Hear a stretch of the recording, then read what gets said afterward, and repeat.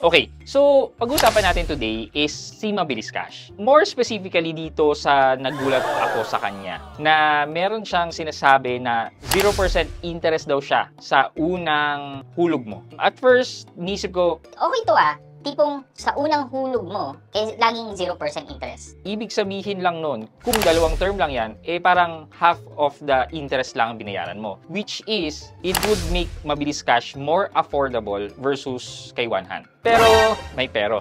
Yan ang titingnan natin, pag-usapan natin in this video kung ano yung pero kay Mabilis Cash. So, samahan niyo ako, sit back and let's discuss. Coming right up.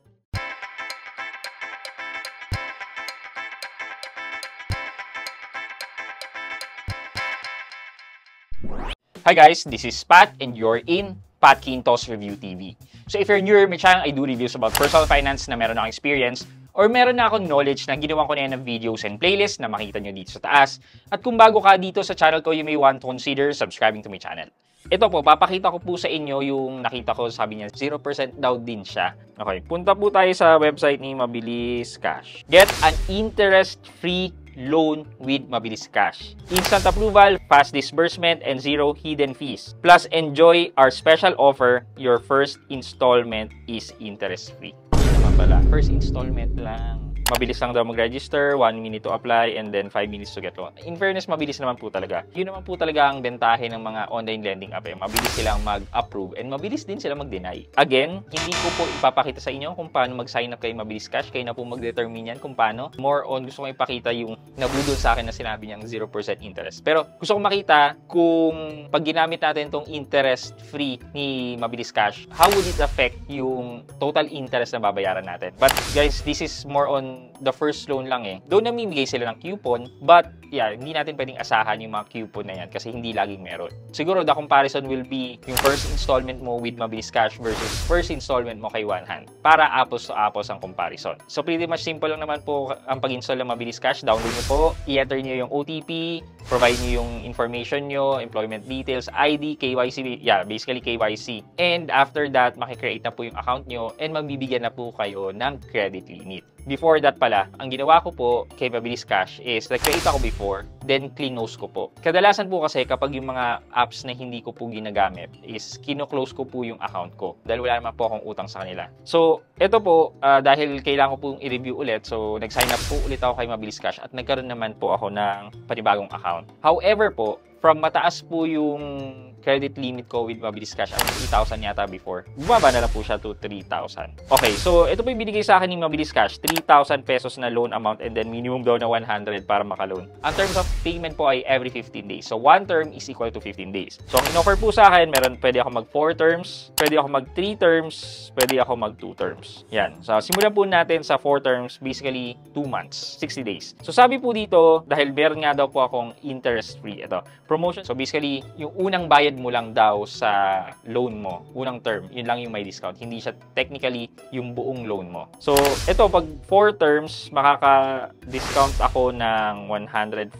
pesos. Kasi po, ayan kung makikita nyo yung schedule of payment, ang interest niya or fee niya ay 140 and winave yan sa unang term. So, kung i-calculate po natin to, 890 times 3 plus 1, kasi 1 pesos, 891 po yung, ayun yung huli, plus 750. Tapos, 3,000 po yung hiniram natin. Biro nyo po, 3,000 babayaran nyo sa loob ng 60 days. Ito po yung interest, 421 divided by 3,000. 14% po sa loob ng 2 months. Dahil 60 days yon divided by 60 days. Ito lang po ang interest ni Mabilis Cash na in-offer po sa akin. It's 0.23%. Medyo mababa po to compared sa 0.5% na limit. Because meron nga po siyang interest-free discount. Yeah.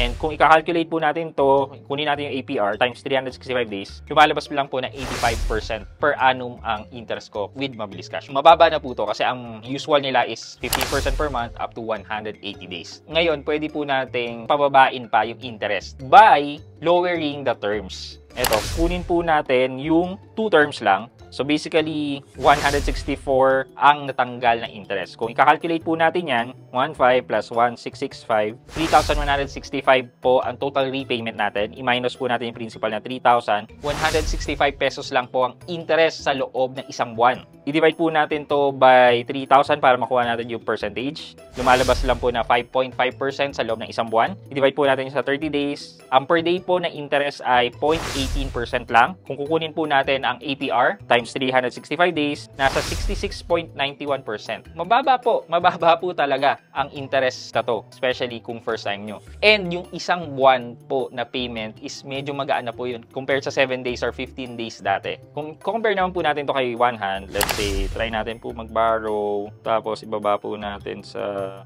3,000. Sa 3,000 po, ito po, 1 month lang po binibigay sa akin ni one hand. Hindi po katulad ni Mabilis Cash na pwedeng more than 2 months to pay. Okay, so dito po, loan amount na matatanggap ko daw is 3,000 and then ang interest ko po ay 447. Di hamak na mas mataas versus dun sa kanina na pinakita ko po kay Mabilis Cash. Dito po kasi wala po silang ganun na offer. Pero kahit sabihin po natin na hindi po na-waive yung interest, calculate po natin. So ang total interest po kung hindi po na-waive ay 164 plus 165. 164 plus 165, it's 329 pesos. Versus dito kay one hand na 447 pesos. Hindi hamak na mas mura ang binigay sa akin kay Mabilis Cash. However guys, itong review naman po natin, your mileage may vary. Your situation is not as the same situation as mine. So, you may want to compare na lang side by side yung dalawang app para makita nyo kung saan ba kayo mas makakamura. So, for our question of the day,